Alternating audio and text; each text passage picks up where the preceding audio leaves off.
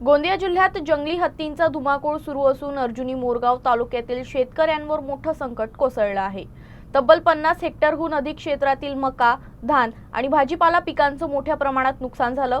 हत्तींचा बंदोबस्त करण्याची मागणी शेतकऱ्यांनी केली असून वन विभाग सतर्क झाला आहे। अर्जुनी मोरगाव तालुक्यात गेल्या महिन्याभरांपासून जंगली हत्तींचा वावर वाढला आहे।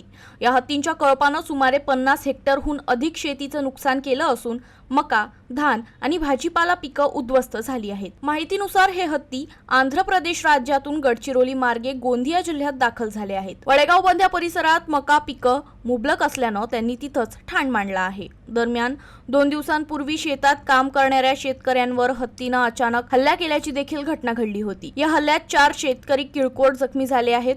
या पार्श्वभूमीवर डॉक्टर प्रशांत पडोळे यांनी नुकसानग्रस्त शेतांची पाहणी करून वन विभागाला पंचनामे करून शेतकऱ्यांना तात्काळ नुकसान भरपाई देण्याच्या सूचना दिल्या आहेत। या हत्यामुळे आज मका तुम्ही बघतच असाल, मका पूर्ण झोपलेला आहे।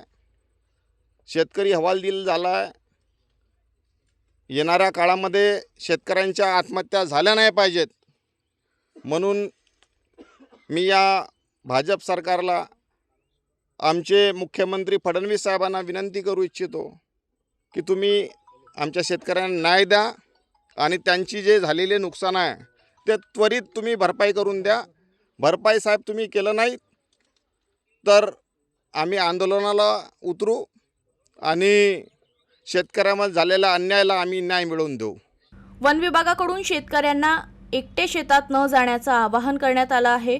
तसेच हत्तींच्या हालचालींवर लक्ष ठेवण्यासाठी ड्रोन कॅमेऱ्याच्या मदतीनं 2 पथकं तयार करण्यात आली आहेत।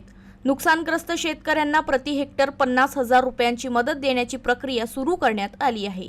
आतापर्यंत आम्ही पंचनामे केले, त्यानुसार 7 ते 8 हेक्टरमध्ये नुकसानचं पंचनामे केलेले आहेत नुकसानीचे, आणि त्यावर पूर्णपणे तात्काळ पंचनामे करणे आणि त्यांना लवकरात लवकर त्याचं नुकसान भरपाई शेतकऱ्यांना मिळण्यासाठी कारवाई सुरू आहे।